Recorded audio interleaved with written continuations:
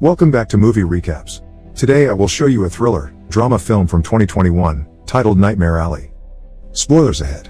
Watch out and take care. In 1939, in the middle of nowhere, Stan buries a body in the floor of an old cabin before setting it all on fire. Afterward, he wanders around the countryside for a while until he comes across a carnival and decides to take a look. There's a variety of freak shows to watch, but Stan is particularly interested in two. One is Molly, the beautiful woman that can electrocute herself. The other is the geek, a deranged man that eats a live chicken in front of the public. The carnival bosses, Bruno and Clem, offer Stan a job with them, and he accepts. He begins traveling with them doing various jobs, like selling merch, helping put up and down the tents, and catching the geek whenever he escapes his cage. The first time, Stan hits him in self-defense, but then he starts feeling bad for the geek, and one night he even shares a cigarette with the poor guy. One day, the carnival stops near a house belonging to Zena and Pete, a couple that used to work as mentalists. They join the carnival with their act, which consists of using coded language and cold reading to trick their audience. Their coded language is all written down on a little book, and cold reading is just a matter of learning how to read a person's body language, fashion style, and level of education, among other things. Pete is an alcoholic, so whenever he's distracted, Zena and Stan get busy behind his back. Stan convinces the couple to teach him their tricks, so in his free time, he practices with them or hangs out with Molly. The two of them become very close, and Stan even comes up with an idea to improve her act, which she adores. Bruno, who feels responsible for Molly since her dad died, gives Stan the shovel talk to protect her. Stan promises not to hurt her, and later, he asks Molly to get away with him so they could have an act of their own in the city. They almost kiss, but Molly runs to her cart without an answer. That night, the geek hits his head pretty badly. His fever won't come down, so Clem asks Stan to help him take the geek down to town. After a quick drive, they abandon the geek at a homeless shelter. Then during dinner, Clem explains how he usually acquires his geeks. He finds desperate addicts in alleys and manipulates them with sweet words. Later, after their practice, Pete begs Stan to get him a sugar cane bottle from Clem's stash, and Stan complies. When Pete falls asleep, Stan tries to take a look at his code book, but Pete suddenly wakes up and takes it away from him. He explains the book can be misused, and the man starts believing he truly has the power, which takes him to hurt people. The next morning, Zena finds Pete dead. Many days later, the police arrive at the carnival to shut it down for illegal practices. When they go to Molly to get her for indecency, Stan quickly cuts in and activates the electricity as he pushes the deputies back, pretending he's saved their lives. Then he begins using his new cold reading skills to pretend he's in contact with the sheriff's dead mother, who asks his son to be merciful to these poor workers. The sheriff falls for it and agrees to leave with his men, so the carnival has effectively been saved. Molly is so impressed by Stan's quick thinking skills that she finally agrees to run away with him. The two of them kiss, and right after Molly admits she's never gone all the way with a man, Bruno finds them and begins beating up Stan. Fortunately, Molly stops Bruno as she explains she loves Stan and will be leaving with him. In the morning, Stan gives his last goodbye to Zena, who allows him to keep Pete's book because he's earned it. 2 years later, Stan and Molly have become a very successful psychic show among the wealthy elite of Buffalo, where a blindfolded Stan guesses people's possessions following Molly's verbal cues. Sadly, Stan can never stop dreaming about that day in the cabin. He continues to feel upset because the man that he buried that day was his father. One night during a show, a beautiful woman called Lilith tries to make Stan guess what's inside her bag without letting Molly talk to him because she suspects they're using a verbal code. However, by using cold reading, Stan still manages to guess there's a gun inside her bag and humiliates Lilith in front of everyone, reminding her she has no power. Then, he turns to Judge Kimball and pretends to be in contact with his dead son. After the show is over and they return to the dressing room, Molly scolds Stan for giving the man a spook when Pete had warned him that spook shows were always a very bad idea. Since Kimball wants to meet them properly before they leave, Molly convinces Stan to tell Kimball the truth and offer closure. However, when the meeting finally happens and Kimball offers good pay if Stan comes to his house for a private consultation with his wife, Stan breaks his promise to Molly and takes the job. Lilith also stops by and leaves Stan her card, which presents her as a psychologist. The next day, Stan visits Lilith at her office, where she has recordings of every therapy session with her clients, including Kimball. Stan admits he uses tricks for his show and explains how he does it, which fascinates Lilith because his cold reading uses elements of psychology. So when Stan asks for information about Kimball's private life, Lilith accepts in exchange for being Stan's therapist, and he agrees. After Lilith tells him all about Kimball's dead son, she begins making questions of her own, calling Stan out for his fear of alcohol and getting him to admit he may have killed Pete, who Stan saw as a father figure better than his real alcoholic abusive dad. In the meantime, Stan and Molly's relationship begins to deteriorate, and every time Molly calls Bruno to check on her old friends, she admits she misses them and ends up in tears. Some of the carnival workers come to visit them, and while having dinner together, Xena reads Stan's future with her tarot cards, warning him of incoming danger if he does the spook show. A few days later, Stan acts behind Molly's back and does the spook show for the Kimballs anyway, which is a big success thanks to Lilith's information. To give Kimbal's wife peace, Stan tells her that her son is sure they'll reunite again someday. After the show is over, Stan visits Lilith and offers her half of the money. Lilith turns it down, but she accepts to keep it all in her safe so Molly doesn't see it.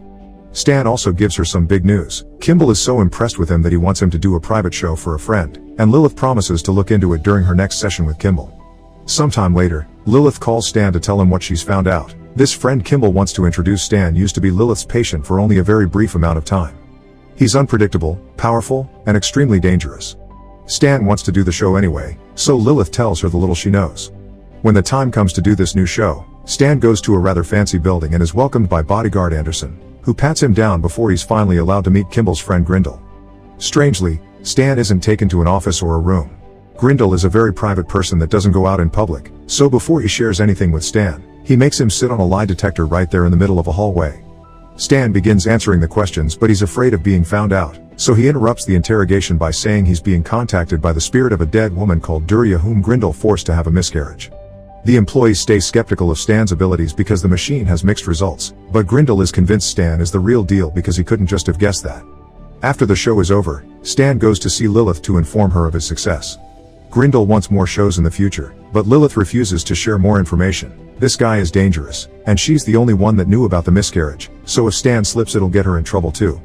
While Lilith's in the bathroom, Stan makes an imprint of her keys on his notebook, but she isn't done with him yet. Lilith comes back to the office and shows Stan a scar on her belly, warning him again about the dangers of messing with powerful people. Stan ignores the warning and kisses her scar, marking the beginning of an affair between them. Once working hours are over, Stan returns to the office using a copy of the key he's made and access Lilith's recordings to find out more about Grindel. He also bribes an employee at the Department of Health to have access to the possessions found on Duria's body when she died, including a picture that shows Duria looks a lot like Molly. The next session with Grindel is also a success thanks to all this new information, but things get awkward when Grindel asks Stan to make Duria's spirit appear before him. Stan tries to dodge the request, saying Grindel needs to be purer of heart to see her, but Grindel pushes some extra money in his hands to make it happen. Afterward, Stan takes the money to Lilith's safe, and she gets him to finally start drinking. The following day, Stan tries to convince Molly to play Duria, but she doesn't think it's a good idea. Their talk is interrupted by Anderson, who's come to pick Stan up but also to give him a warning. He's fond of his boss and owes him a lot, so he threatens Stan not to do anything weird or hurtful. Then, Anderson takes Stan to see Grindel, who gets furious when Stan pulls the same old message tricks. Stan better make Duria appear or Grindel will make him regret it. Meanwhile, Kimball's wife can't stop thinking about Stan's words from her son saying they would reunite someday. While sharing a meal, she takes out a gun and ends things for both her husband and herself so they can be with their son again. Back to Stan, he convinces Molly to play Duria so they can get this over with. While Stan gets everything ready, Molly looks at the sketches of Duria in Stan's book to get her look right, but she's shocked to find he's been sketching Lilith as well. Now she knows of the affair, Molly decides to leave, leaving a note for Stan when he comes back. Stan rushes to the station to stop her, scaring Molly with his forceful words and stench of alcohol. At first, Molly refuses to cooperate, but he convinces her to change her mind by promising she's allowed to leave for good after she helps him survive the show. When night falls, the duo gets everything ready at the garden Grindel built for Duria. After sending Anderson back inside with the excuse of privacy, Stan starts the seance, and wanting to be pure of heart for Duria, Grindel confesses all his sins, saying he's hurt many women through the years as if that could help him find Duria again. At that moment, Molly appears at the end of the garden dressed as Duria and covered in fake blood. Unfortunately, the plan is ruined when Stan can't convince Grindel to stay behind to pray. Instead, Grindel runs to Molly and hugs her before realizing she is not really Duria. Furious, Grindel hits Molly and calls for Anderson, who is inside hearing the news of the Kimballs' deaths on the radio. Stan shuts Grindel up by punching him until he's dead, then he runs with Molly to the car as Anderson comes out and begins shooting at them.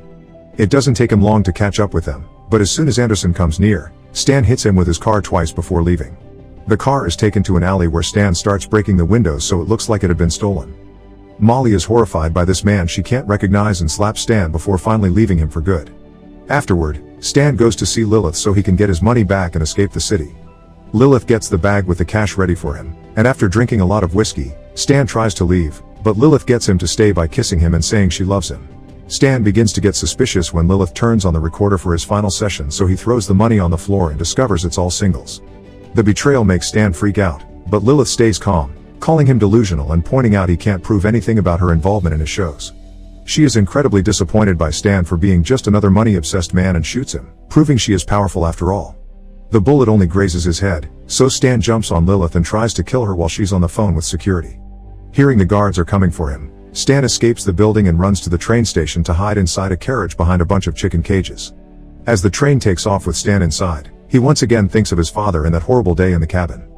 It turns out Stan told his old man he hated him before opening the window on a snowy day to let him die of hypothermia. From then on, Stan begins to wander around like a hobo, sometimes joining other groups of vagrants to share their fire. One night, after Stan exchanges his father's watch for alcohol, Stan sees an ad in the newspaper promoting Xena's new show. He decides to look for a job at the nearest carnival, but the boss isn't interested in his mentalist tricks because they're too old-timey. However, he does have another position for him. As soon as he realizes he's being given the geek speech, Stan laughs and accepts, saying he was born for it. Make sure to subscribe and turn on notifications so you can watch more videos like this. Thanks for watching.